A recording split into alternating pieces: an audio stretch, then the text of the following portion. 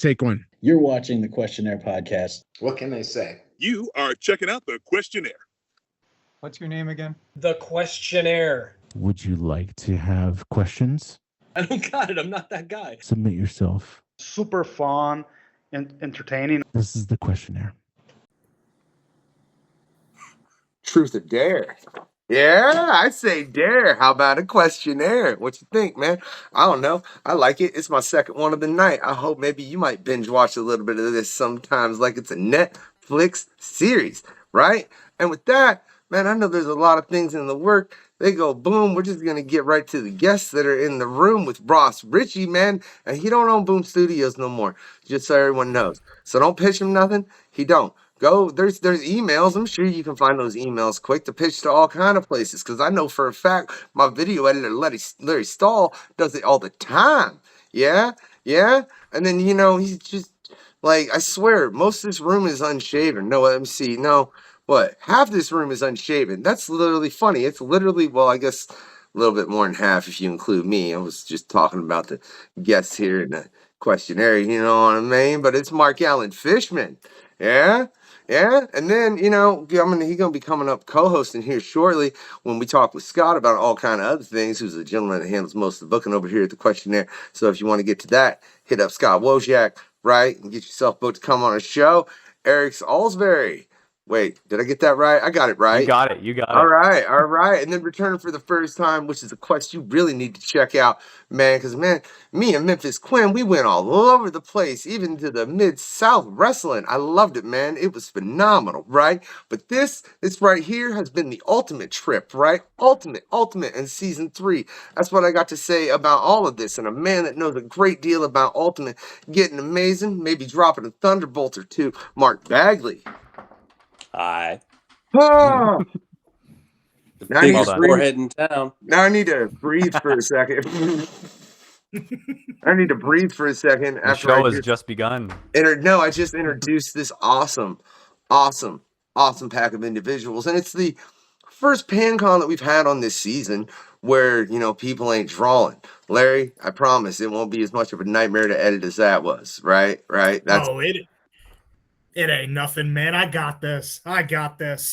Dude, you don't want another quest like that ever to edit. We had conversations about it. I don't want to hear it. But on this particular quest, we're going to discuss something that was actually on Mark Bagley's questionnaire that we didn't really get into as much as, personally, I wanted to with the man Mark Bagley, who's handled so much and been through so much, as well as with the rest of the cast we got in the room. I look forward to the conversation, which is the history of PanCons and the evolutions and crossovers and how it has evolved and de-evolved within comic books since the start to now, because it is just crazy. And Mark, when we had you on your Bagley, I gotta have 2 marks. Call me Bags. Bags. All right, just Bags. So it's Bags. We're gonna Bags the rest of the time. There's only one Mark in the house. All right, Fishman, we got that.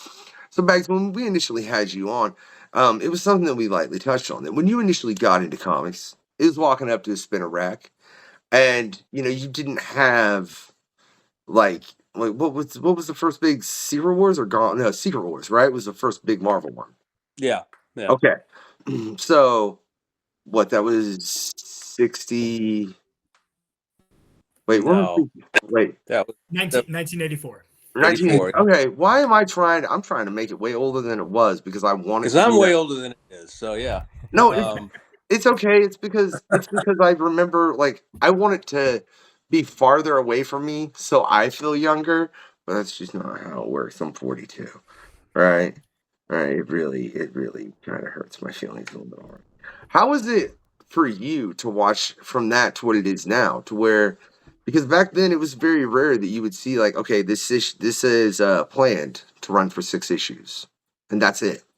Like, they didn't do that often when they dropped a comic when you initially got into it. No, you're talking the idea of actual story arcs as being a solid thing they were written so that they'd be ready to go to a trade, to be bundled, to be collected, and that sort of thing. No, when I got into it, it was basically just ongoing issues, and the whole point of it was to have 12 issues a year of not ongoing stories, but each issue or every 2 or 3 issues tell a story, but have it be a continuous outflow of product, you know, that the consumer could buy and enjoy and have a consistent experience with. And over the years, with the way the talent has changed and the expectations of the artist changed and the production has changed, it's morphed into a really totally different kind of animal. I mean, when I think I'm the oldest guy on the screen right now, but when I was a kid, you know, if they had a panel with Thor in the background in a Spider-Man comic just flying past, that was practically a crossover. You know, it was a big deal crossover, and it's become I don't know. I think we've got into. I was cranky when I was talking to you because I do sound like an old crank, but I miss those days when things were so encapsulated and it's such a small world that you could really. It was almost like its own, the whole Marvel universe. Yeah, okay, DC universe. It was just one thing. There weren't 4 different Spider-Man books. There weren't 6 different Wolverine books. There weren't 20 different X-Men books. You know, and it was simpler times. You know, so if I could jump in here really quick, I have a theory, Bags, that I like to put out there, which is what I call depth of wallet. And I'll give an example. Did you read Claremont Byrne X-Men when it was coming out? Oh, yeah. So that was the book, the #1 selling book in the industry, and it's still legendary to this day. And I was listening to Rob Liefeld's podcast, and he was talking about how when it was coming out on the racks, he would buy 2 copies. And he didn't consider himself a collector. He considered himself a reader, but he still bought 2 copies. And I completely related to that because I felt I loved that book so much. I wanted more of it, but there wasn't more to buy, right? So, you know, buying a second copy was kind of a way that you could demonstrate your love and like how much more you wanted this. And I think that the companies have slowly over the ensuing decades figured out that certain characters and certain franchises have a greater depth of wallet. And like the X-Men in the 80s was one of the first examples when they did the spinoffs. When you did X Factor, you had the Wolverine miniseries finally that led to the Wolverine ongoing. And you saw this sort of like title creep where it suddenly turned into like 5 monthlies. And that was supported, you know, Excalibur and all that stuff that launched in the 80s. And they worked really hard to make the books different. But then through the subsequent years, realized that, you know, what's the limit to how many Spider-Man books you can publish? You know, Spider-Man fans, if you really love Spider-Man, you're going to, you know, just want to stay with Spider-Man, and you can steal sales away from Green Arrow or some other thing that has less support by sucking up the fan dollars. And to me, it's that depth of wallet. The example I always give is like, I'm a huge U2 fan, and I would spend a lot of money on U2 every month if I could. There's really nothing for me to buy. It's like once you get a U2 t-shirt and you own the albums, there's really not much past that. So there's a great untapped depth of wallet from my fan experience with that particular band. So it's like, how do you figure out as a company to be able to tap the depth of your fandom's wallet? And the long-term sort of problem that you have is, are you going to suck them dry? Are you going to give them a bad experience? Are you going to burn them out? And I think as fans, everybody that's, you know, here right now, we all recognize that you can get burned out and then just quit. And that ultimately hurts the franchise. Yeah, that's the, if I can say one more, that's the danger of diluting it that much. Somebody made a point about pro football years ago that I never thought about. The fact that it used to be Sunday football was pro football, and it was an event, and it was, you could maybe see 2 games on it in a day, and that was probably it. Then they introduced Monday Night Football, and that was a big deal. And it was Sunday football, and then there's Monday Night Football. Now there's football on Thursday nights, and now there's and there's ESPN, and you watch 4 games there. It diluted the real rabid focus of the fans on, you know, Sunday football and Monday Night Football were like the 2 biggest things on TV forever. And now just, you know, it's and the comics are sort of the same way. And I'm going to shut my mouth now. So I think that's really interesting. You were kind of touching on something that I was already thinking about. To me, I see it as kind of this intersection of two things, right? There is the drive of the companies, and then there's the mythology that we as fans assign to things, right? Like I was talking to a friend recently about how there was nothing altruistic or even particularly creative in the invention of the Justice League. It's not like someone said, oh, we need something that resembles the pantheon of old, and we need a Hades to the Superman that is Zeus. It was like, oh no, this Superman is selling like hotcakes. Give me another one, but make them weird. And we assign a mythology to their arrival in the time frame that the comics were invented alongside when they arrived. And you get that first generation of creatives that were actually fans. And it's always really just kind of an access matrix where the companies are figuring out how can we maximize this dollar. At one point it was, well, let's shove a bunch of heroes together in one book, and that'll probably sell and that'll probably boost what we're doing. And then once we began to fall in love with these characters, that kind of dovetails with Warner Brothers buying DC in the 80s, and then the kind of purchase of Marvel recently, to where now there is this kind of homogeny. I really feel like the big two have been dooming themselves for like the past 30 years because of Frank and the boys, because of Dark Knight. There was this moment where it became like Batman is the thing that sells. And once that became the logic, everything was an outgrowth of trying to either emulate that or repeat that or replicate it. And it just feels like it's almost like a double helix where the fandom tries to justify the way that we feel for these stories and these characters. And the companies are trying to figure out the way to get the most out of the dollar. And the question that Ross brought up is really the one that I'm fearful about, because I don't know if the answer is yes, we do want to suck you dry. Yes, we do want to kind of keep throwing things at you and restarting the universe and doing another number one until we can suck you in and we get everything out of you. But there is a simplicity, just like, once upon a time, cosmic rays was good enough for how you get superheroes. You didn't have to do a psychological profile. You could just be like, yeah, some wiggly lines hit them and now they can stretch. Well, let me there's something to be said about that simplicity, and there's something to be said about that siloing where, yeah, it's cool to see other heroes interact, but not at the expense of having to feel like I have to do like a paper on it or that I have to actually do research. Well, let me hop in and say there's a couple of contributing factors here that are hard to see from a fan level. So like Bags is a great example of a professional whose career has outlasted. Have you been through 5 editors in chief at Marvel? Bags? Wow. Oh God. Jeez. What's an editor in chief? I mean, years ago, But this is huge, right? Because this is like you have kept your job and been at the top of your field across 3 going on 4 decades. And the most powerful creative, which is always the editor-in-chief at Marvel Comics because they're the best-selling company, is a revolving door compared to your career. And you need to look at the editor-in-chief at Marvel. What they're thinking about is, I don't know if I'm going to have my job in 6 months. I could get fired right now.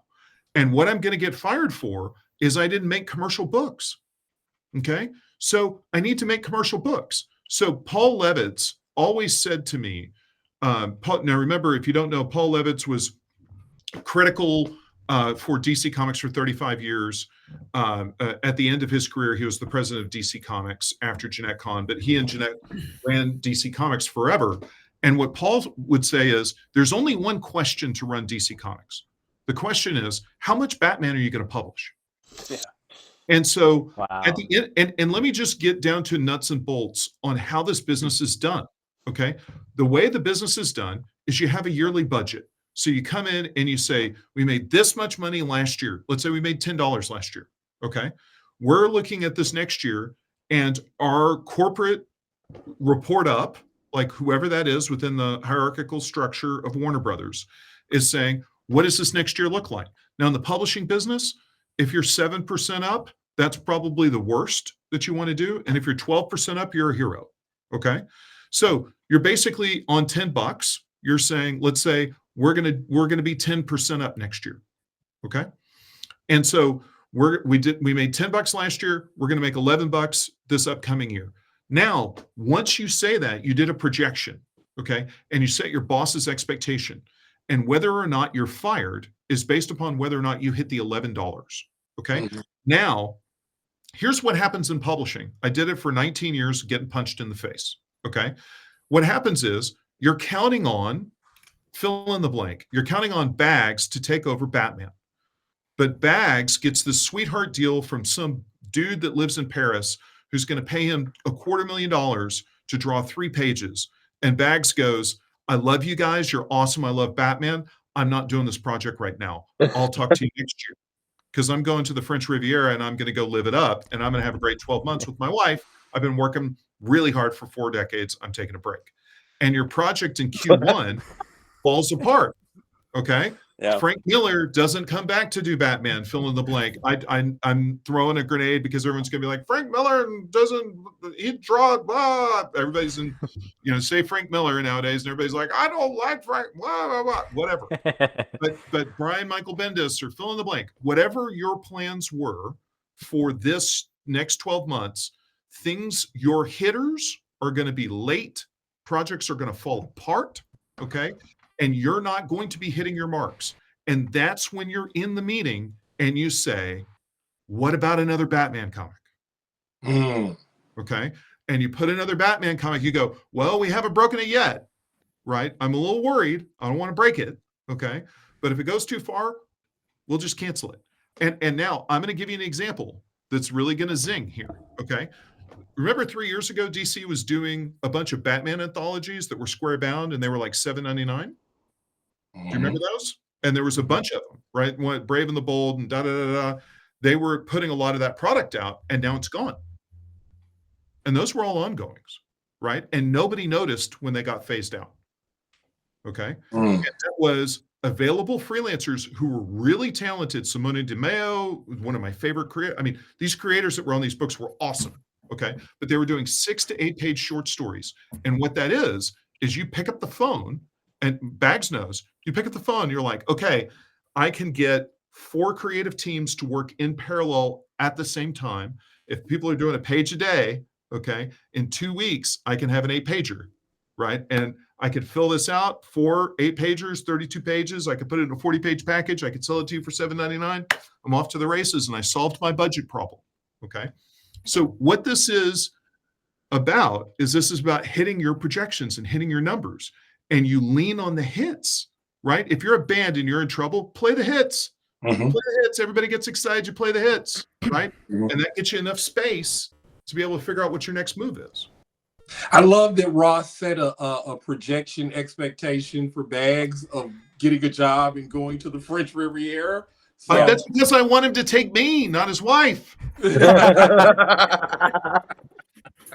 I just appreciate that Ross used the bottom line from Unshaven Comics in that we made $10 last year.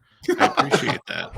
And we are projecting next year, we're going to go a little bit higher. We actually have it down as $11.25. So, not bad. Ladies and gentlemen, Mark Fishman. We're beating expectations over here. He's eyeballing. Well, that's the plan. That's the plan. Well-placed comments. Always, never disappoints. Oh, man. So that, like, at the end of the day, we have all these, like, sort of like pictures in our minds about how the business is run, but it's like, I got a number, I got to hit a number, my plan's not working, life happens. Well, that's the mindset of the business guy as opposed to the creator in the business who, they're going to be there whether you're making the money or not, whether the company's making the money or not, because they can go someplace else. And yes, depending upon the creator, depending upon the it has to do with the products they're on as well, but if they're good enough, then they can get on almost anything and make it sell.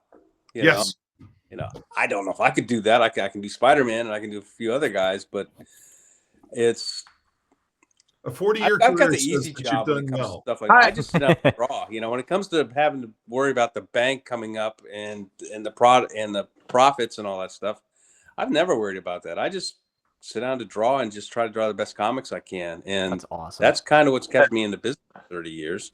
All I know, And Bags, you just undersold the absolute crap out of yourself, man. You know that, right? Like, I feel I like, can do Spider-Man, no. he says. yeah.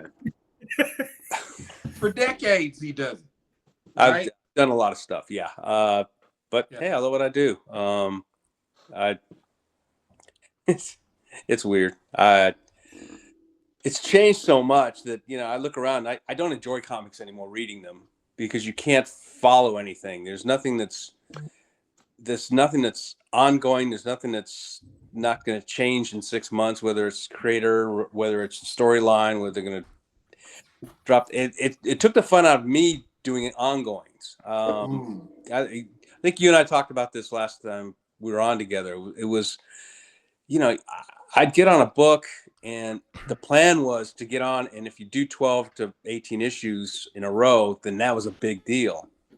Recently, when I first got into the business, you wanted to stay on. If you enjoyed the book, you enjoyed who you're working with, and you enjoyed the situation you were in, you stayed on as long as you could, and you wanted to do it monthly because that was the income. There wasn't, the original art sales didn't mean that much then. There wasn't going to conventions. There wasn't commissions that would pay you $5,000 for a commission or $30,000 for a commission or whatever. You had to sit your ass at the desk and grind, and that was the income. And if you were on a choice book, a book you're actually enjoying doing with creators you enjoyed working with, you didn't want to go anywhere. Now, and it's not because so much that nobody can do it anymore, but the expectation for the artist changed so much, and the quality of the artwork has changed so much that it's almost impossible for anybody to do a monthly book anymore and have it be an ongoing. No, they can do 9 issues a year, maybe. I mean, that's considered good nowadays, I think. And I understand. I try to do better work now, and I'm semi-retired. I've kind of quit doing interiors mostly. I just got done doing 14 pages with Brian for his, coming back to Marvel on the Avengers, and I had to get these 14 pages done in 14 days. I worked about 12 days in a row, doing about 12 to 13 hours a day, because I'm just not as fast as I used to be, and I want to do work that is at least comparable to what the hell's going on around me. And that, which is maybe another reason why I'm still working. And it's just, it's hard. And well, you made a good point earlier on from the fan side. So I've got an interesting microcosm in my own home. I have a 13-year-old who has only now discovered comics, and he got a gift certificate for his bar mitzvah at the local shop. So I took him there, and he's certainly familiar with all of the tropes and the characters and all of that, but knows none of the history, minus whatever he learned on YouTube Shorts. So he walked in blank canvas with a gift certificate, and my only prerequisite to him was don't buy a toy, don't buy Pokemon cards because you don't play. Go get a book, find any book, so long as it's within reason. So he went through the whole store, went through all the racks, went through the graphic novels and stuff. He got himself another anime book that he likes, Chainsaw Man. But then he got himself a comic, Rogue Sons, and picked it up off the shelf, read the back of the book, and said, yeah, I want this one. And I looked at it and said, oh, do you want to get any issues? And he just looked at me and he goes, oh, I have no idea what's going on. Like, why would I ever get Batman 38? Right. Don't I need Batman 1 through 37? And I looked like, you could get Batman 1 through 37. You can get the previous 200. You'd still be as lost as anybody else. And then the counter jockey made an even better point. He goes, just wait 3 months. Everything is going to reset anyway. or you can go get Absolute Batman because that's the wild craze thing right now, and you can pick that up and it's new and fresh and you can grab it. And he looked at it and goes, it's not really for me. But it is something that I kind of brought home and talked to my cohorts, and we kind of all agreed, like, a lot of us got out of collecting weekly because event fatigue was real and it hit the wallet hard. Yep. Because you would have to commit. And then if at the end of buying all of the 6 main issues, the 18 feeder issues, and then the 7 new series that spawned after that 6-book series was done, if you weren't pleased with where it landed, you just look back at that investment and go, I can't do this again. Yes, and 100%. And I do want to point out that comic book sales are up in the past 2 years, which is great. Awesome. So this is against a milieu where a lot of the things that we're complaining about, if you're Marvel or DC as a publisher, you're like, what I'm doing is working, right? And the other thing that I think is interesting about Absolute Batman, and this goes to the Ultimates, which, tip of the hat bags, where I think those lines pop up when the core superhero universe is difficult to access. When there's fatigue on it, when there's so much. Yeah. I mean, who the hell can read the next book? I haven't read an next book in 25 years. I mean, really. I mean, the occasional 3 or 4 issue miniseries, or if Frank Quitely's drawing it, or Stuart Immonen's drawing it. I mean, I'm up for the art basically, but to actually know what's going on with it, I mean, that is why Ultimate Spider-Man was what it was for so long, which you could pick it up. And I go to every convention I go to. I get young women, I get young kids, I get guys who are your guys' age, who either started reading comics, got him back in. They dropped out of comics in the 90s. They had, fuck it, I'm not doing it, or in the 80s, early 90s. And you realize, and somebody tried this, and there's no continuity to it behind it. It was just a really great story. It was pretty good art, and it was consistent, and it was continual, and nobody appreciates that. Nothing. And the companies don't give a shit. They don't, as long as the books are selling, which is great, and it's fine for them. But as a fan, that really meant a lot to me. If I picked up a book and I expected John Buscema drawing it, and I opened it up and it was, God loves, I'm not even mentioning names. If it was somebody else, I was pissed, and I likely wouldn't pick it up. And can I say, like, I'm just completing reading Bone to my boy who's 6. Right, great, and he's loving it, man. No, he at bedtime he picked up book 9, and we were getting ready to read, and he looks at me while I'm doing a couple other things, like, "Daddy, I wish I could read." So I'm like, "Okay, my plan's working." And thank you, Bagley, because my next go-to will be starting the Ultimate Spider-Man run. That's where we're gonna go to next, with me reading to my boy at night. Once I finish book 9 of Bone, I'm gonna start diving into that, because I think he'll really enjoy it, because we've been playing some things and doing some Marvel, and I see how he is like enjoyed Bone, and the fact that there's lovely art there as well. And like you said, it's something that someone can easily jump into. That's why, because I'm certainly not gonna go read my boy like random Spider-Man comics, because how confusing would that be?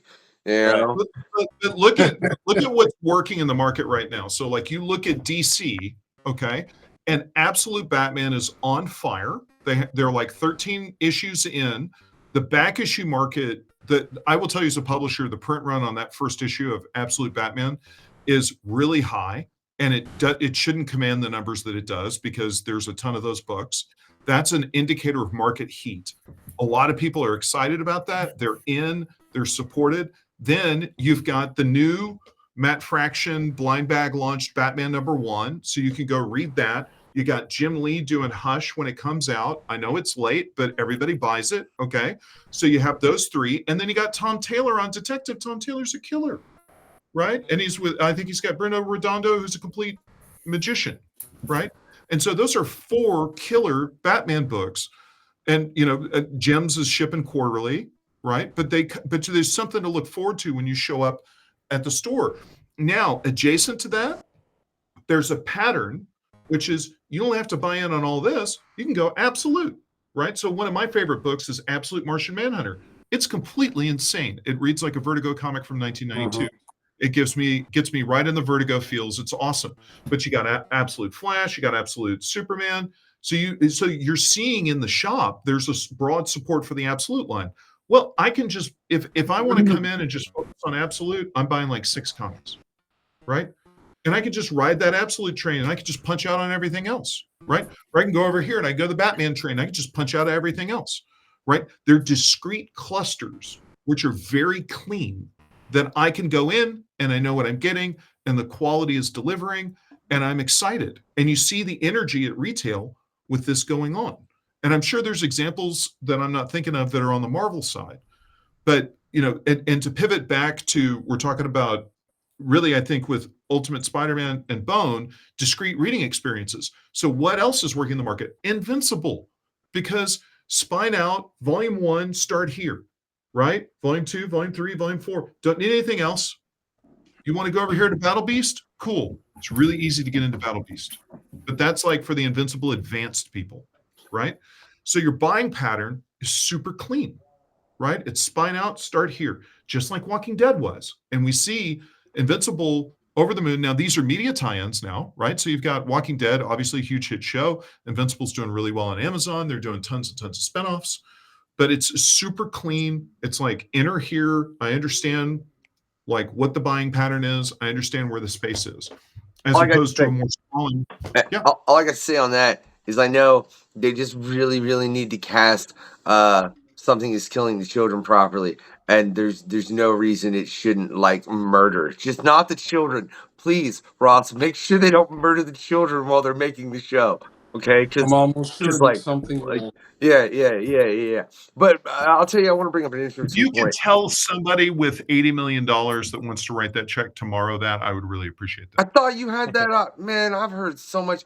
We ain't getting into the optioning of comics. I'm producing it. It's just that the people that have money always need to be talked into spending it. So spend the money for that. I promise it's worth it if you do it properly. I don't yeah, bro. I don't mean you. I just mean anyone. I'm hoping someone's watching with $80 million. All right, Ross. Hey, and fund the show too, would you? But that's just a different note. But I want to ask the youngest gentleman in the room, that being Eric, because we've been talking miniseries and all of this. If you see the effects of what miniseries has done, do you think that's affected the smaller companies and how they've been able to run miniseries? Yeah, I'm gonna start with you, Eric, because you've said nothing. Well, I was gonna bring up The Walking Dead, and then you already did, Ross. Because honestly, like I remember growing up, the first comics I had ever picked up were Bone. Bone is my main inspiration. It's something that anyone can digest and enjoy, right? And like you'd said, it's easy to pick up a 1, pick up a 2, pick up a 3, at least when they're in trades. But then when I wanted to read more, I got into New 52, Batman, and then The Walking Dead, and they were all in trades because I'm a kid and I can't afford to buy all these issues. But I was thinking about it, and I thought, especially in the indie scene, which is what I would know better, it's really nice to hear the creative fan and business side of this stuff. But since I'm mostly working only in indie, that's what I've been thinking about this whole time, is all this like crazy complex stuff in the big companies. But then you get stuff like I've been reading Beneath the Trees, Where Nobody Sees with IDW, and it's a smaller mini series that they did, and then they're doing the second one right now. And that's just an easy, fun thing I can pick up and enjoy. And they're all very, I don't know, maybe they've got more creative freedom in this stuff, depending on the studio, if they're smaller as well. Depending on the projections they got to hit, and vice versa, they got more creative freedom in order to try new things. And then they keep it a little more condensed. If it does great, they can do another trade, vice versa. But that's the way I see it. And I know I read more of those than I do. I tried reading Spider-Man, and I couldn't because there's too much going on. And I love Spider-Man. And we did talk about that kind of feeling of, is there a character that you just buy no matter what? And that's Batman for me. And that's just because I love Batman. I mean, I'm always looking for the specific writer and artist, of course, depending who's on and vice versa. But I mean, I just love Batman. But other than that, I'm not going to buy all these other millions of other things. I'd love to read X-Men. All right, I don't even know where to start. Look, real quick, for real, that's a fact. But hey, we're just going to take a moment. And y'all, check this out from our sponsor, Studio Comics, right? And you can get a little bit off some comics if you want to. I mean, they're in Canada, so you probably want to only order from them if you're in Canada. I'm looking for an American sponsor if anybody out there is checking, but check this out right now. We need to restart this whole commercial because people could probably hear Pokemon in the background. Please check out this amazing promotion that we have prepared with the questionnaire. I'm the Unknown Factor. This right here is the obscure fragment. Are watching this show. Yeah, I'll do editing with the questionnaire. So we've edited this awesome commercial together, y'all. 90% off. We are not giving 90% off. No, I mean 9. How about 20? The only thing that you have to do is enter that code that you have right there. 9. No, 20. 10. How about 20? I'm printing your comics today with Studio Comics Press. Just use this code right here, right here, right here. Look, I put it somewhere. All right, it's probably actually right here, right?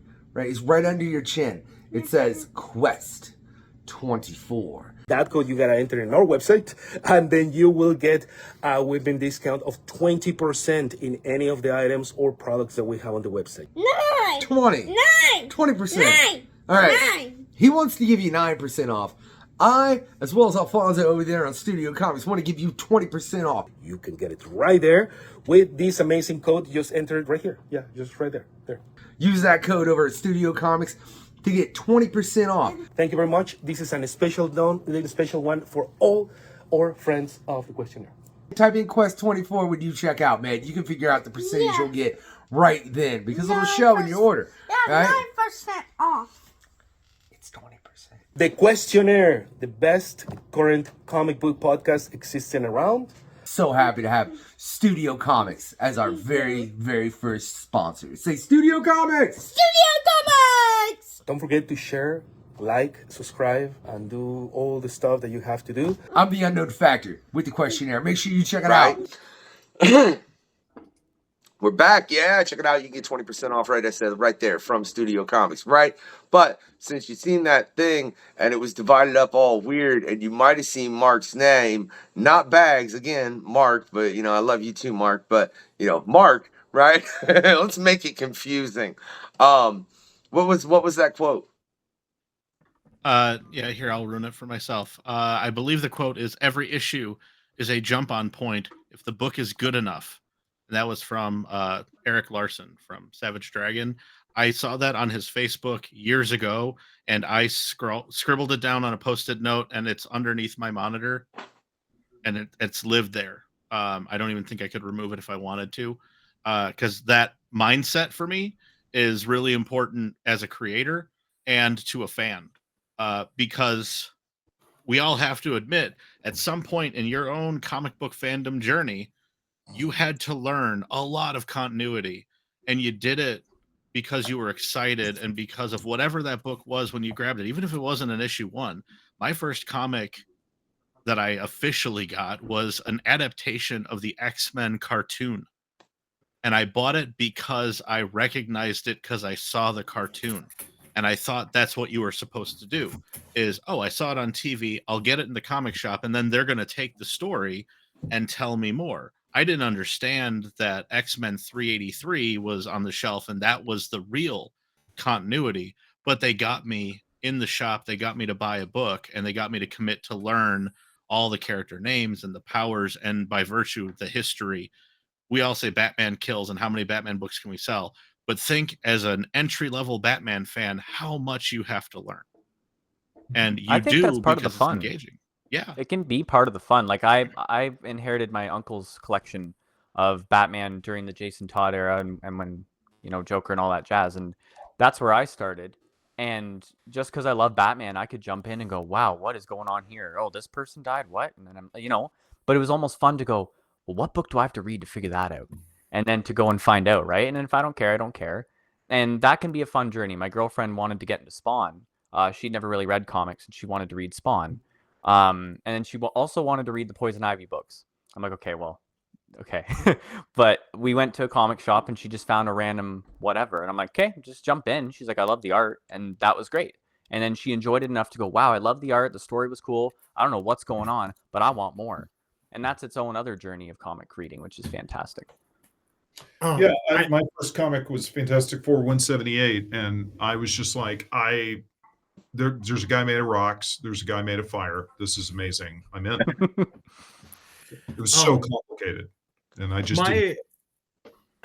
My entry point that I had into comic books, which was Ultimate Spider-Man, but funny enough, Mark, you had you had just left the book. Oh, okay. It was the first issue that Stuart Immonen jumped on. It was issue 112.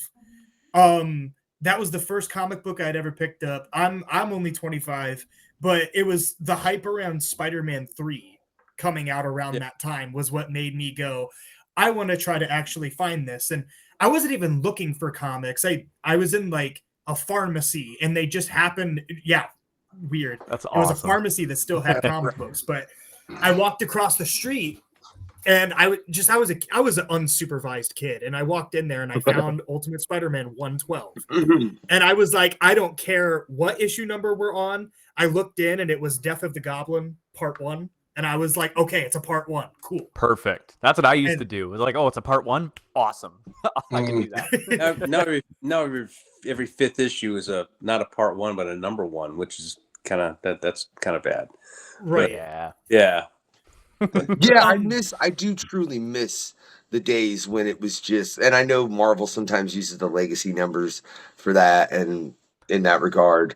But yeah, because there was I enjoyed Deadpool a great deal. I'm not gonna lie, and I don't remember, Mark. It might have been when I was talking to you, and I don't know. I do a lot of these shows. Like I said, this is literally the second one I've done tonight. So whatever, semantics.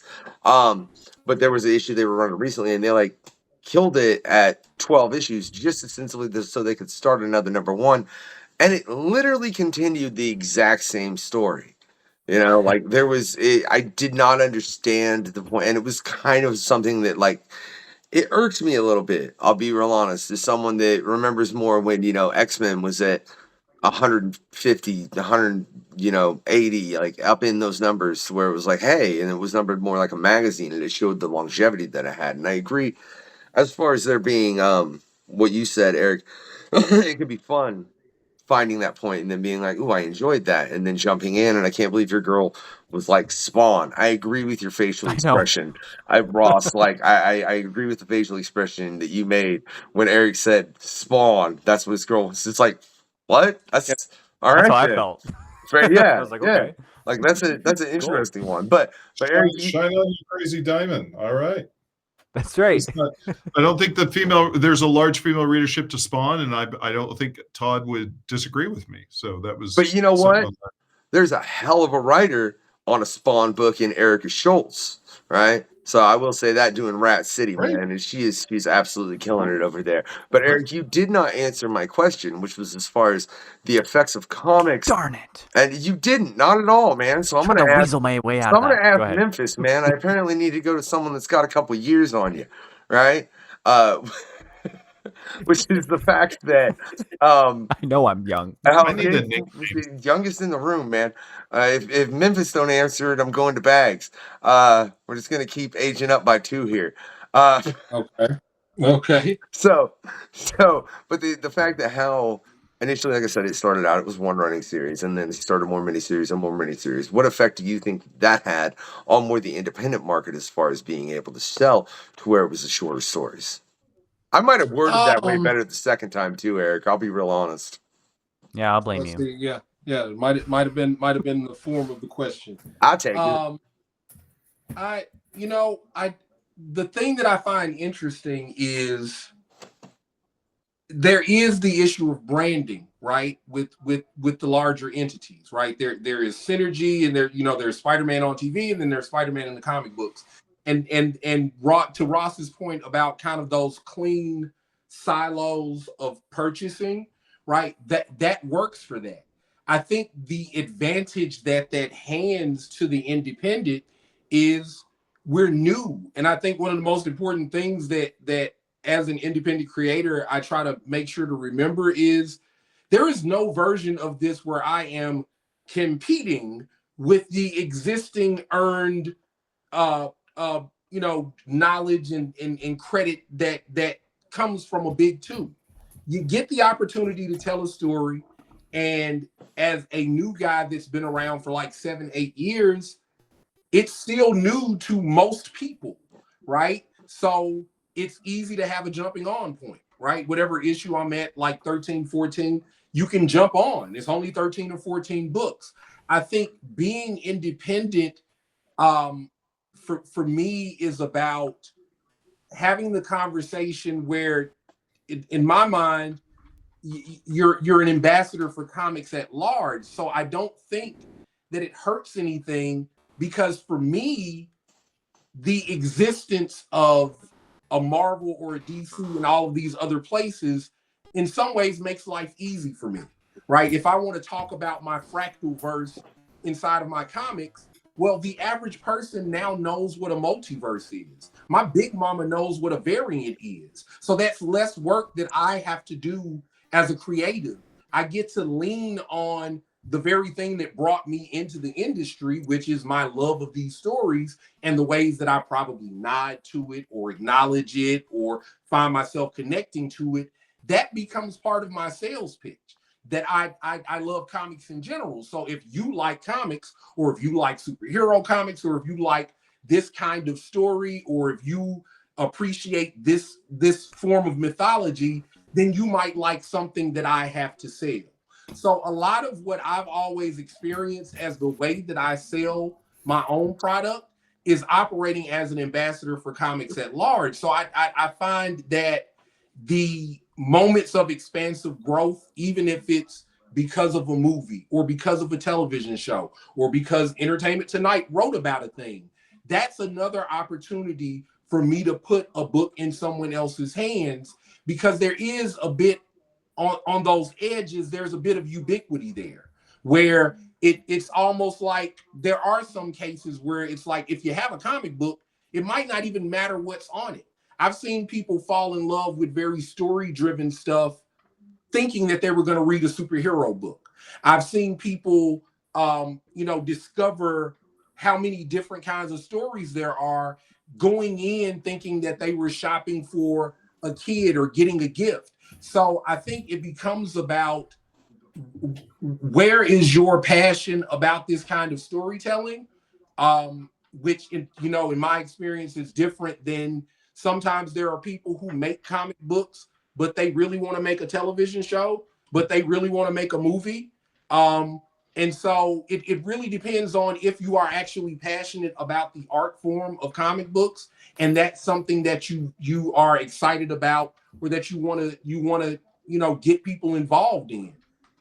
So I don't think that it hurts anything in terms of how people purchase these things, because a lot of times I think how they associate to those stories has a lot more to do with the various ways that those things already exist in the world. But when you're talking about a floppy, or you're talking about a graphic novel, I guess, it's, what is this story about? Who's the main character? Why should you care about it? Right? Like, you can always have that conversation with somebody, especially if they're already in an environment around comic books. If I'm at a convention, if I'm at a book fair, right, then half of the battle is already fought. It's just a discussion about what that story is. Isn't half the battle finding a readership? I mean, anymore with all the self-publishing that's going on, and all the very, I mean, the myriad of different companies out there. You get somebody walking into a store who really doesn't know what they're looking. They're looking for a new experience. It's I can't imagine how you get yourself, hey, I'm over here, when you've got people just all over the place, just trying to get their product out there and get noticed. I mean, it's just got to be. It was a lot easier, trust me, 40 years ago, 50 years ago. Oh, absolutely. And it was a hell of a lot easier. To Eric's point, he talked about walking into a pharmacy, right? The first time I came in contact with a comic book, it was a spinner rack at the 7-Eleven. There was a difference in the access point. So what I had found myself doing more frequently, even particularly as a Black creator, I go to places where the audience that I intend to sell to is. That means if I'm doing hand-to-hands and talking to going to beauty shops, going to barber shops in my city, in cities that I go to, I'd been working on an idea around if you've ever heard of the Green Book in history as a way to show people where they could safely go and do business if you were part of the Black community. I've been going to barbershops in places where there are comic book conventions, and if those places are friendly or amenable to the traffic that might come from a comic book convention, then I kind of mark them on the map, and I'm trying to put together a little barbershop comic about a shop that caters to superheroes. So I try to operate around getting into the spaces where the people that I want to access that product are, because I know lots of comic fans who no longer go to brick and mortar. So how am I going to then try to bring in a new readership to a place where the people who already love the art form are? So to me, it became an issue of, okay, what can I do more of that makes this product accessible in the way that I fell in love with it? Like, I love comic shops. I love going to my LCS. I love, getting out of my pool box. But the first time I read a comic book, I was at the 7-Eleven. My dad was probably picking up a brew, right? Like, I was able to get a bag of chips, right? And then for whatever it cost to buy off of pulp paper, right? I could either get Scrooge McDuck or Super Friends, right? Like, so that's kind of the thing that, to me, I don't think it is as much an issue of connecting with the fans, because it's about getting to them, right? And they're not necessarily always just at the comic book shop anymore. So for me, it's been a question of figuring out what re-engagement looks like, paired with going to where the people that I'm presuming to sell to would be. So well, I if go you're to the library. independent, the local comic book shop it's not even in the equation.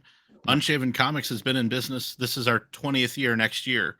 We have never, aside from my very local comic book shop, we've never pursued that avenue even once, because and it's probably its own show, but the ceiling of trying to get your book, your independent book, into the same racks as Superman, Batman, Spider-Man, and all that, we have actively told people we don't do that for a very specific reason. I know that if I put my book on the same shelf as a recognizable piece of IP, the chance that a kid will pick it up is not even measurable. Yeah. Sad to say. But I know that in the microcosm of the Comic-Con, I have as much chance as Spider-Man or Superman, because you have to walk past my table. There you go. We have a stupid 8.5 by 11 sign that works. And then we have a 30-second pitch, right? And in that pitch, we have to be able to get over, tell them who we are, what we're trying to sell, and where we're at. And then if we get somebody interested, that's usually one of the biggest follow-up questions after they laugh, is they go, oh, like, why isn't this at my shop? And that's all we can tell them. It's like, look, I'm never going to compete with Spider-Man because I can't compete with Spider-Man, and I'd rather make profit doing these shows than shoot myself in the foot going otherwise. And just, it's the one thing, the third rail of independent comics. Like, where am I supposed to take my box of books to try to get them to move? And then once I've done that, I know we can't put out content quick enough to meet any demand. So what would be the point? Like, we could get in shops all great next month, sell out, and be done.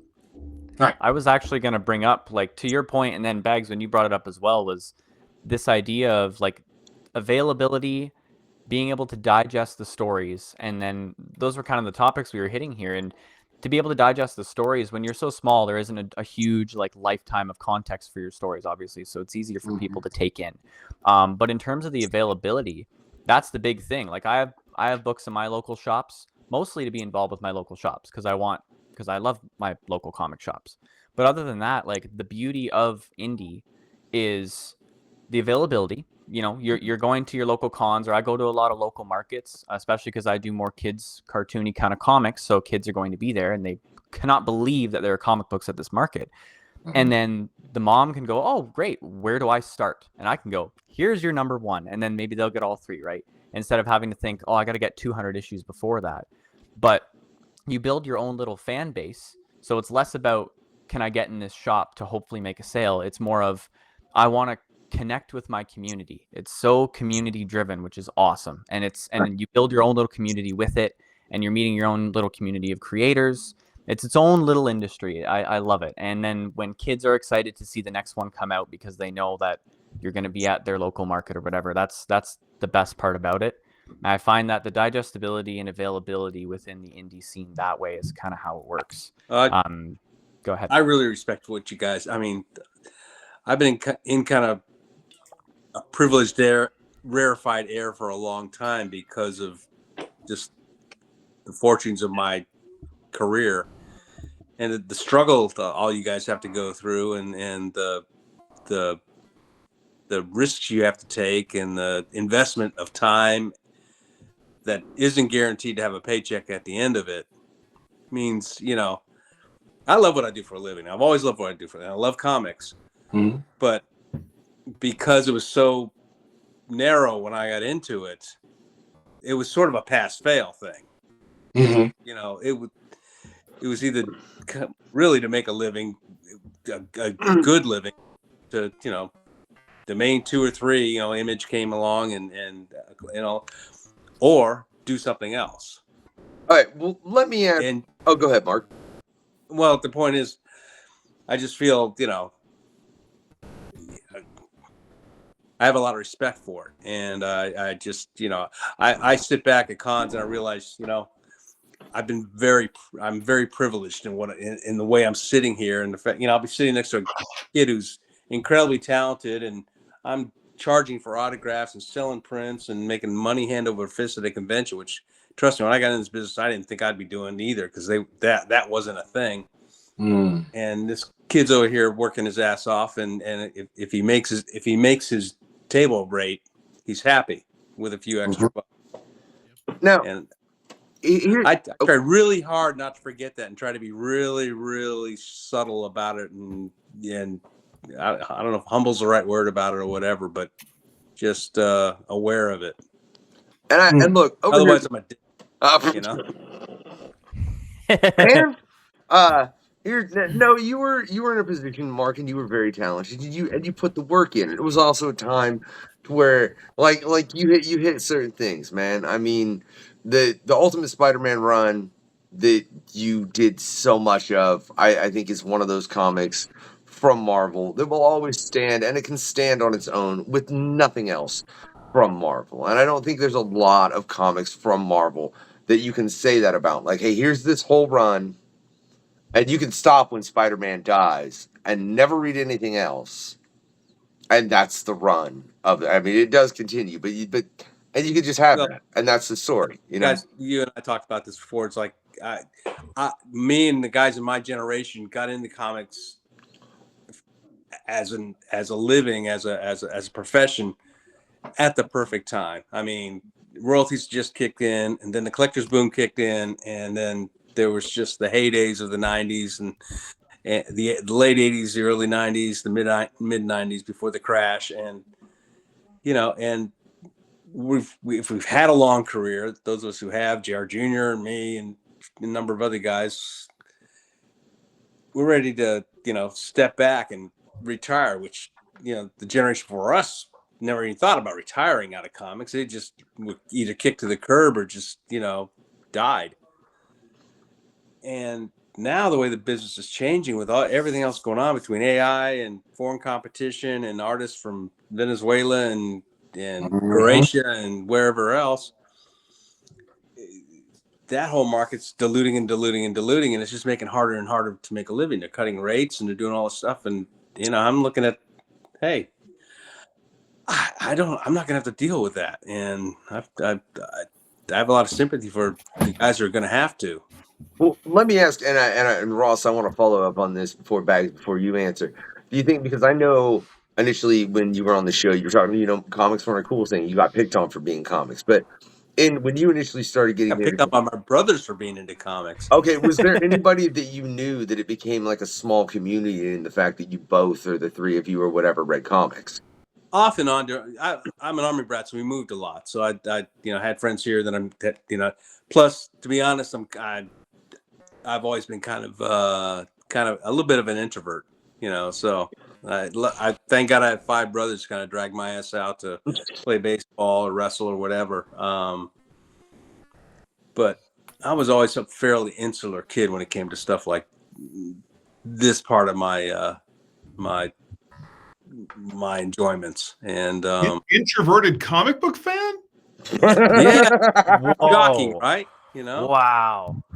What are the my first convention, I was 24 years old. I'd been in the service. I was married, but I just wanted to show some stuff. And I'd never been to a comic book convention before in my life because I just don't do social things like that. I mean, I just don't. These are the most people I've talked to in like a week. So I brought a lot of people, man. What can I say? I'm exaggerating, but yeah. So for me, I think it's a bit of a different thing. I love the guys that worked and really were able to operate at a high level and make a job of it.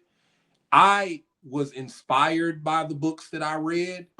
Like I can pick on my hand the properties that I've ever wanted to work on. Like I want to do a Star Trek thing. That's about the only for a company thing that I've ever wanted to do. I've always been inspired by the books that I read to tell my own stories. Like Dennis Cowan is a huge hero of mine. Like my father brought home my father brought home a liquor ad once that this is back when print media was a much bigger thing. And so it was a Dewar's whiskey ad. And it had a questionnaire, but Dennis on the thing. And it was asking him, and it was like, you know, like Dennis Cowan, he had a high top fade in the thing, and he had on like a cool silk shirt, and he had his drawing board up behind him with a picture of Batman on it. And my old man was like a cop and an athlete, and I'm adopted, and I was a scrawny kid, and he knew I liked to draw. And for him, it was as simple as, here's a dude that does that thing that my boy wants to do. So he comes home with the book, and he gives me the magazine with the page folded over. And I've been, you know, drawing comics and actually working, doing independents and working for other independent people for about 10 years now. Like I was fortunate enough to work on an anthology and win a Ringo, and then like some friends like a writer, David Walker, my collaborator, Hannibal, they all worked together to help me come to my first San Diego Comic-Con in like 2019 or something, like right before the pandemic hit. And Dennis Cowan had come to Memphis to be at a convention.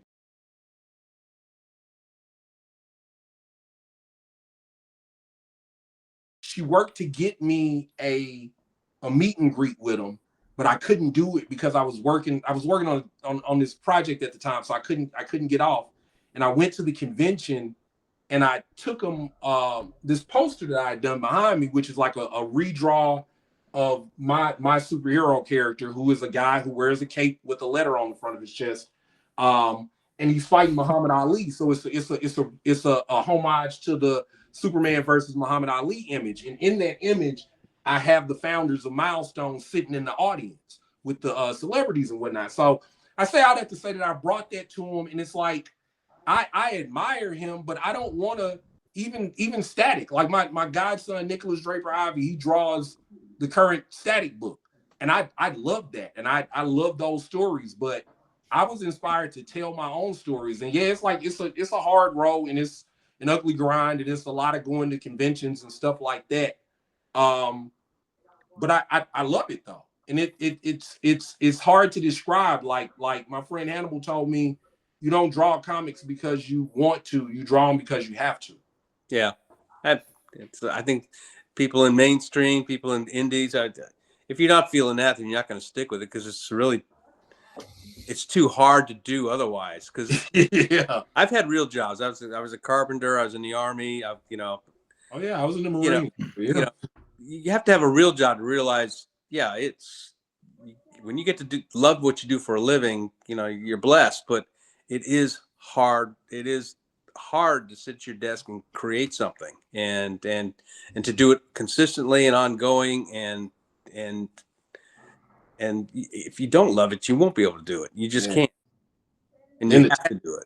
1099s and the no health care and also I'll do you one better. There's never been a comic book artist that hasn't, when they were growing up, told an authority figure, I want to be a comic book artist, and heard someone say, that's awesome, go get them. Every time that you told your art teacher, I want to draw comics, they went, oh, okay. Have you thought of illustration? Have you thought about being a painter? Have you thought medical about straight? Yeah. Yep. Oh man. Right? Or your parents said, have a backup.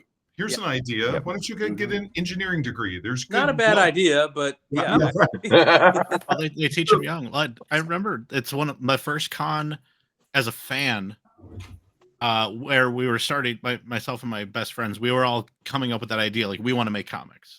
So we went to a con with that in our head. Like, I'm going to go and I'm going to learn how to break into the industry, which I think, Ross, you posted on your Facebook. How did you break in?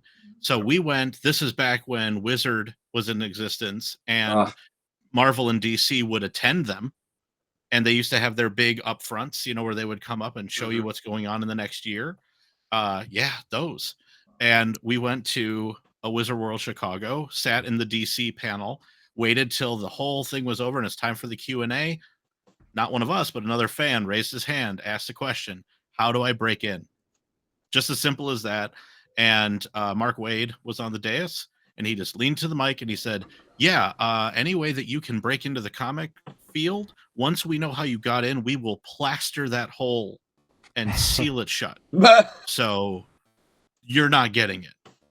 Just putting that out there now, and you could just feel the whole room just go, great. Yeah. It's true. All left hand. Yeah, it was like, okay, well, change of plans. That was great. Thanks for that. Yeah, man. Like, awesome, guys. thanks for Love it. I know Mark. He's not that bad a guy. No. But I'm telling you, he's used that. I've heard him use that over and over and over again. Yeah. It's 100% exactly what he says. If you figure out how we're gonna plaster up the hole, what the hell, Wade? Like that. No, but wait a minute. But let's deconstruct it here for a second. I know. Right? Go ahead. So part of what so this is a multi-layer cake. So the first is you want to break in, and most people, I should not say nobody. Most people want to. They love Spider-Man, and so what they want to do is write and draw Spider-Man, and they don't understand why they can't fill out the resume and submit, and I get to write and draw Spider-Man. Right. So the thing is you got to be dependable. Okay. So how do you prove that you're dependable? If I'm going to hire you to do Spider-Man, I need to know you can do it monthly. Like Bags demonstrated, like came up through the ecosystem back in the 80s and showed that he was dependable and he could hit a deadline. Right. Same thing's true for writers. There's plenty of writers that are late. Bags can name them all. Right. It's a creative process. Right. So you got to be dependable. Then you have to be commercial, right? So a big part of it, and since you're applying to be in the comic book industry, it's a finite space. That's another thing that a lot of fans don't understand. There isn't infinite comic book publishing. Now, there are a lot of books at your local store, but it's not infinite. So are we then firing somebody and replacing them with you? Right? And I mean sincerely. Like there's only so many seats at the table.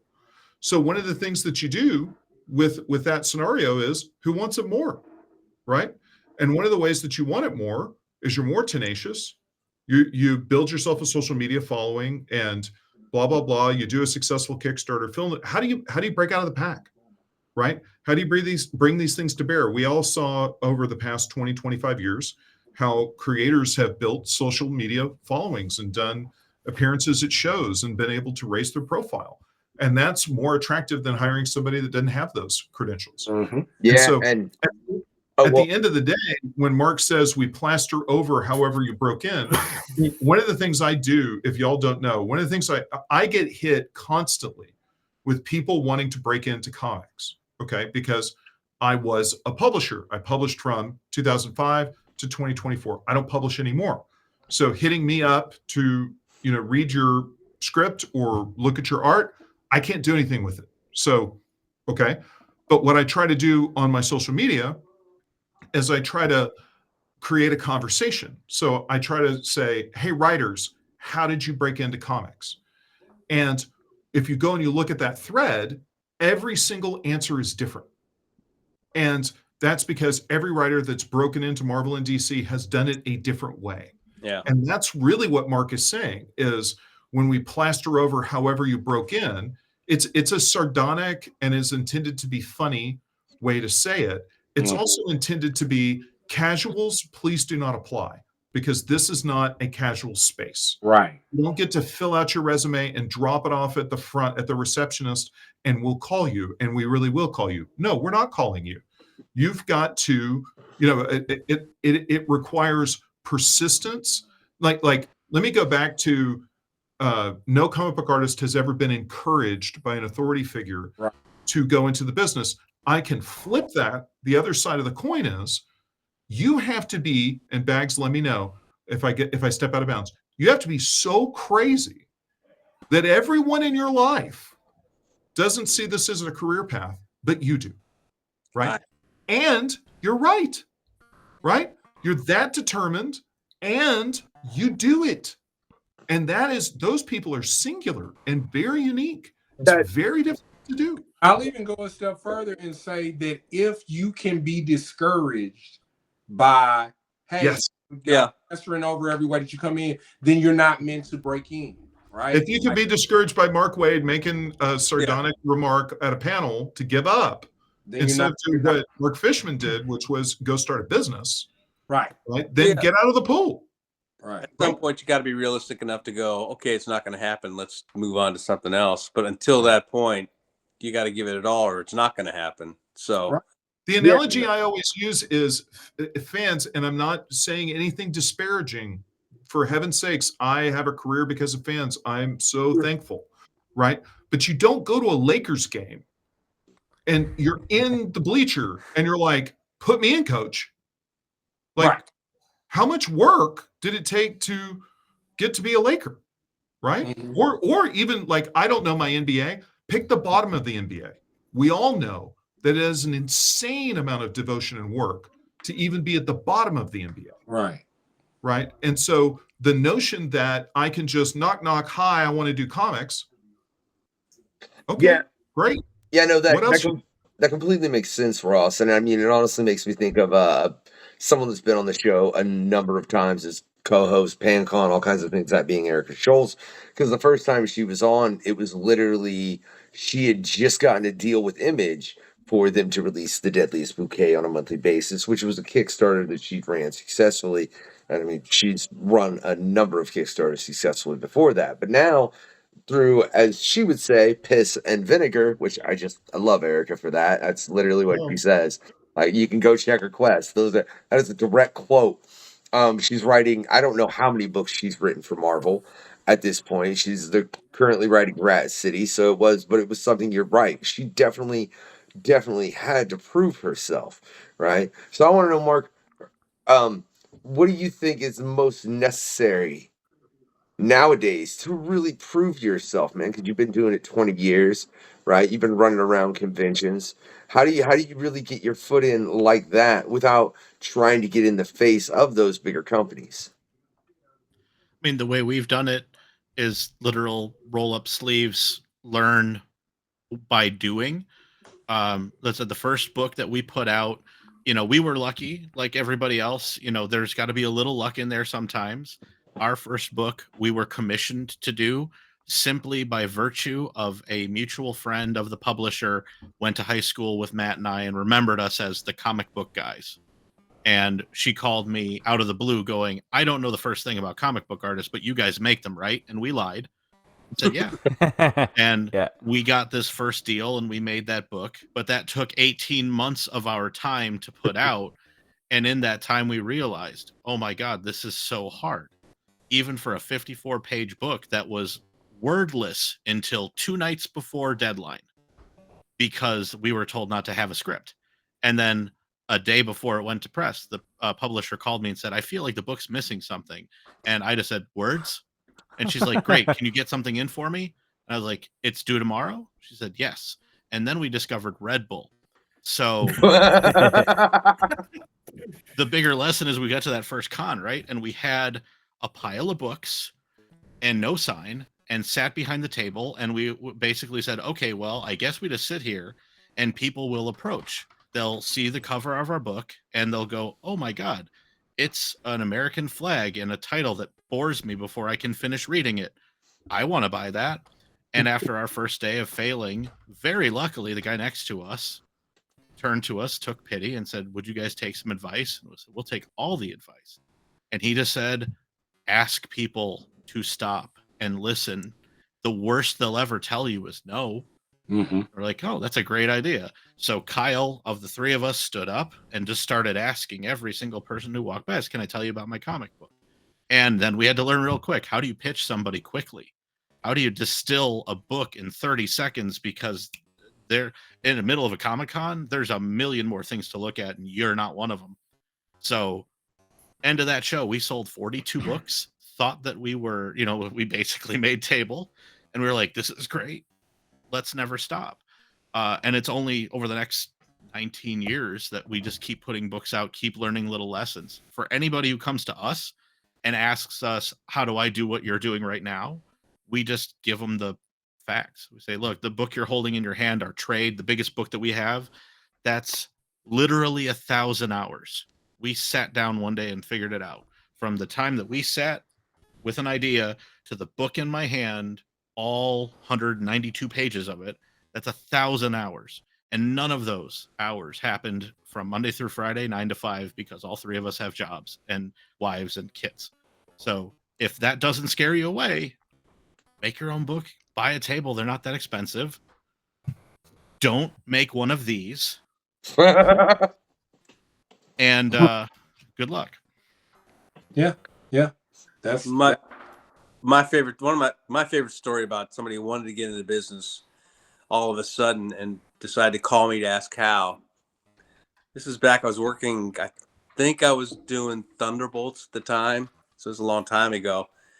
And I was working 60 hours a week, 70 hours a week, probably, because you had to make a living. And I get a phone call from this guy. I live in Georgia. And, hey, Mark. He said, yeah, I'm so-and-so. I'm a friend of this guy who lived up the road from me. Said, yeah. Oh, hey, yeah. Well, I kind of draw, and I'd like to do the comic books. Well, have you ever read comic books? Do you draw? No, but they tell me I cartoon pretty well, and I think I could try. Oh, that's great. That's good. Tell you what, I was working, like I said, I was doing Thunderbolts, team book, which can get very complicated, choreography-wise, storytelling-wise, the whole 9 yards. I got a script here. I'll send it to you. You choose 4 pages out of this book in a row, and you tell the story, and you send me the pages. We'll go from there. No, that's brilliant. Well, I didn't hear anything for like 3 months. That's worth the what we did. It goes on and on, but I'll make it quick. 3 months, phone rings. I pick it. Hello. Hey, Mark. I recognize the voice immediately. Yeah. Hey, how you doing? I want to let you know I'm still working on these pages. I said, you are? He goes, yeah. I said, you got to kind of get stuff done to actually make a living doing this. Well, yeah, I know, but I've been doing this and that and the other thing, but I'm going to get them done. I said, well, okay, fine. I can't wait to see them. 2 or 3 months later go by. I think I'd lost my brother Bob in the interim and done 3 issues or 4 issues of a book. Just life had gone by. Life had gone on, yeah. Life had gone on. Phone rings again. Hey, Mark, this is so... And at this point, I'm pissed. Yeah, hi. I just want to let you know I'm really going to be on this. I said, oh, yeah? He says, why haven't you done it yet? Well, my mother-in-law died, and then literally I'd lost a brother in his 30s. And I just went, you idiot. I said, you'll never do this, and I forget. I'm getting pissed just thinking about it now. He says, don't ever again. You don't know what you're talking about. You'll never do this. And whoever told you cartoon is probably an idiot. So I hung up to him. I was mean. Look, Mark. I was hoping for the turn where, and that little boy grew up to be Ethan. Little boy. He grew up to be Bill Jemis. Okay, so he's working for him. But Yeah, it's you gotta knuckle it down. You gotta, I work better when I got tragedy going on in my life. I just get at my desk and I forget about everything else, And even now when I'm semi-retired, just doing commissions and covers and stuff, if it's a Sunday and I got a good book going on my phone or some music to listen to and the grass is cut, whatever, nothing I want to do than just sit there and draw. I mean, who gets to live like that?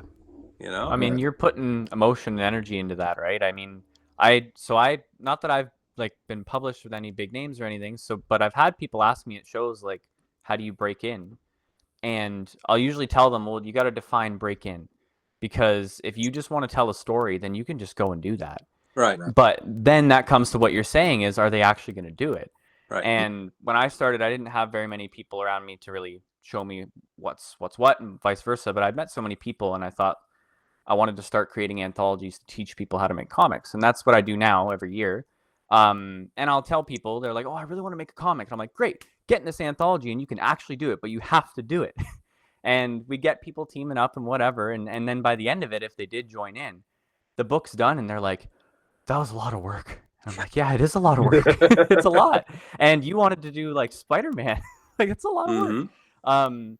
But I mean, that's the thing though, is like you guys said, is it's not that you necessarily want to make comics, it's that you need to, right? And if you really love doing it, there won't be a problem because you're going to. And it's the same with, you were saying Mark is going to a show, and but you got to remember to tell people to come to your booth and whatever else is, and then you're like, oh, I have to say a pitch or whatever.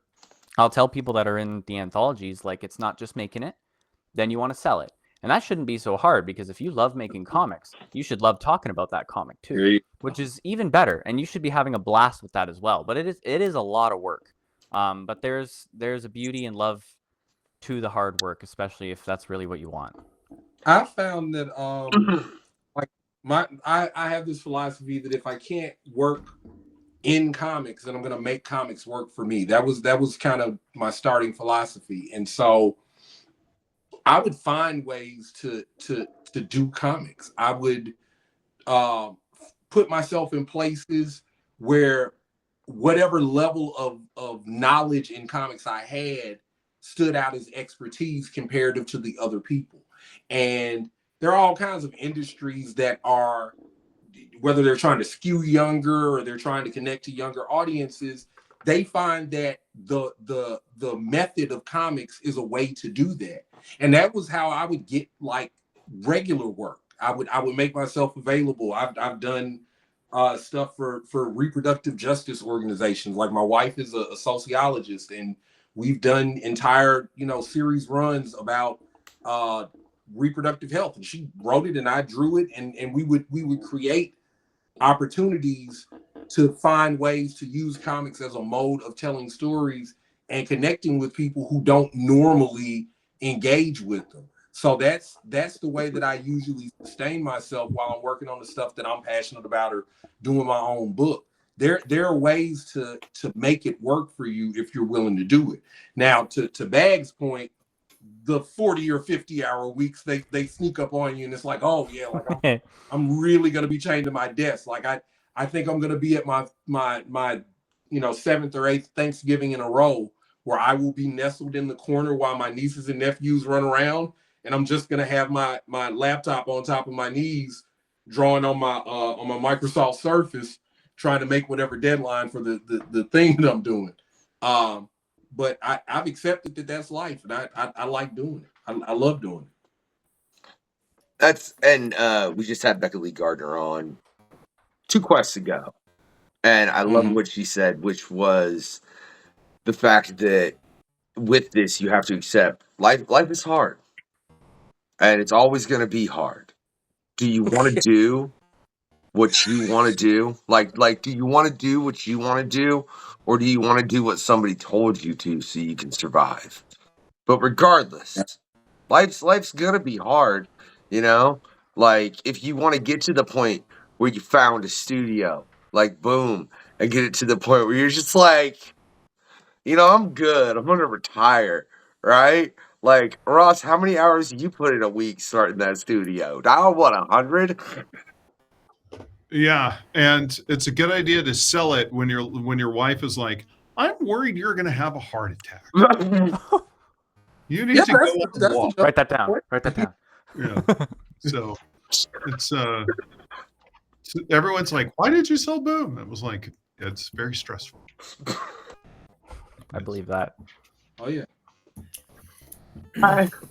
Oh, gentlemen. Oh, gentlemen. This has been such a great conversation with so much great information. For everyone out there that's watched, I want to let you know, if you want to know anything more about Eric, about Bags, about Larry, about Memphis, about Ross, about Mark, right? There are links in the description. Don't send Ross pitches. He don't run Boom no more. All right. I'm just trying to do you a favor, Ross. But look, when I get it done, I really would like you to complete that story. But I'll be real honest. I love having conversations with all kind of talented and creative individuals. So, you know, the quest is really what's running over here, and that's what we're doing. And season 3 has been so much fun. It's been so phenomenal with so many great returning guests, so many guests that have never been on before. We got so much more coming, right? Right. And I hope you all have enjoyed this particular quest. The first PanCon where we chatted about all kinds of things. There was great information, right? So with that in mind, I only want you all to do a couple more things, right? First, always happy holidays, right? Besides that, it's just 3 things. You know it. Give it that thumbs up. Always get your Comic On. Have a good night, y'all. Thanks so much for hopping on board and listening to the questionnaire. Keep a listen out to these crazy guys. The questionnaire. I missed something. Like and subscribe. You're drunk. Go home. Thanks for checking out the questionnaire. Don't have a good day. Have a great day.